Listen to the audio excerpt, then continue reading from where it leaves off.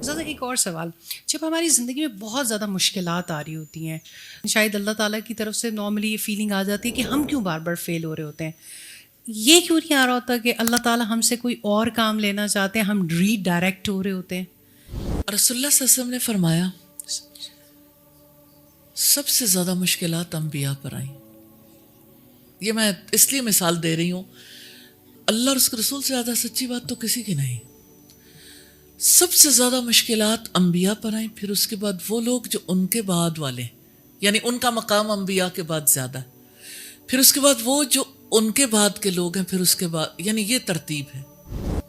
جس پر مشکل آتی ہے نا، کوئی آزمائش آتی ہے، کوئی مصیبت آتی ہے، تو یہ اللہ تعالیٰ کی طرف سے ایک چانس ہے، ٹیسٹ اینڈ ٹرائل ہے. اللہ تعالیٰ یہ دیکھتے ہیں کہ اس مشکل موقع پر انسان کا رویہ کیا ہوتا ہے. تو امتحان ہی بتاتے ہیں نا کہ انسان کا ایمان کیسا ہے، ورنہ تو انسان زبان سے دعویٰ ہی کرتا ہے. تو کسی سچویشن میں ہی صبر کا موقع ہوگا تو صبر کرے گا نا.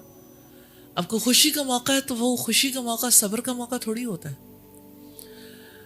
تو اسی طرح سے اللہ تعالیٰ جب کسی آزمائش میں ڈالتے ہیں، میں چند مثالیں آپ کے سامنے ضرور رکھوں گی.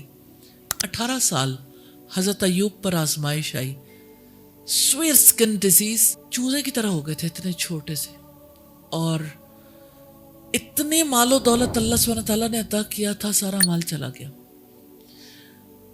بچے سارے فوت ہو گئے، رشتہ دار چھوڑ گئے، دوست احباب چھوڑ گئے، ساری دولت چلی گئی، گھر بار بھی چلا گیا، کچھ بھی باقی نہیں رہا، تاکہ آخر میں بیوی سے بھی علیحدگی ہو گئی. آخر میں انہوں نے دعا کی تھی، ربی انی مسنی الضر وانت ارحم الراحمین، اے میرے رب مجھے تکلیف پہنچی ہے اور تو سب مہربانوں سے زیادہ مہربان.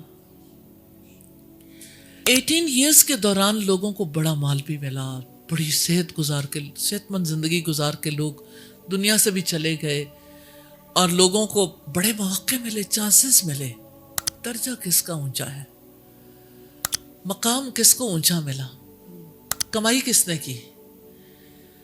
آپ اگر دیکھیے تو ایوب علیہ السلام نے جو 18 برس گزارے، اللہ سبحانہ تعالیٰ نے دنیا میں بھی لوگوں کو دکھایا کہ ایوب علیہ السلام کو پھر اتنا مال اللہ سبحانہ تعالیٰ نے دیا، اولاد بھی دی، بیوی بھی، صحت بھی عطا کی، اور بہت زیادہ حسن بھی عطا کیا.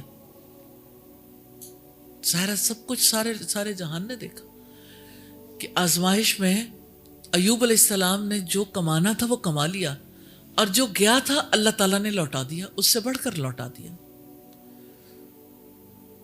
تو وقت تو سب کے پاس ہوتا ہے، اس وقت میں اللہ سبحانہ تعالیٰ چاہتے ہیں کہ یہ پتہ چل جائے کون سا انسان جنت کے کس درجے پہ جانے کے قابل ہے.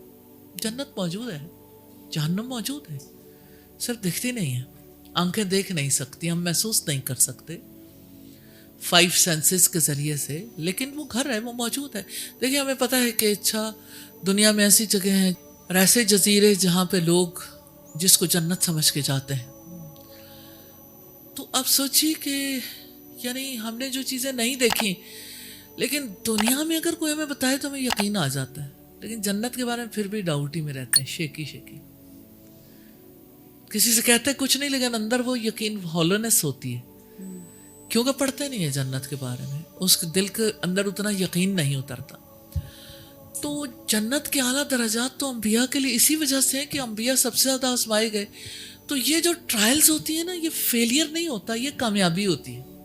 اللہ تعالیٰ کامیاب کرنے کے لیے کسی کو کسی سچویشن میں ڈالتے ہیں، اور اگر آپ اس فیلئر میں اللہ تعالیٰ سے کنیکٹ ہو جائیں تو اللہ تعالیٰ یہی چاہتے ہیں کہ انسان جو ہے ری ڈائریکٹ ہو جائے، یعنی جس طرح سے جس پوزیشن پہ اس سے زیادہ آگے چلا جائے. کیا جب دنیا میں امتحان ہوتے ہیں تو امتحان اس لیے ہوتے ہیں کہ انسان کو پروموٹ کرنے کے بجائے ڈیموٹ کر دیں.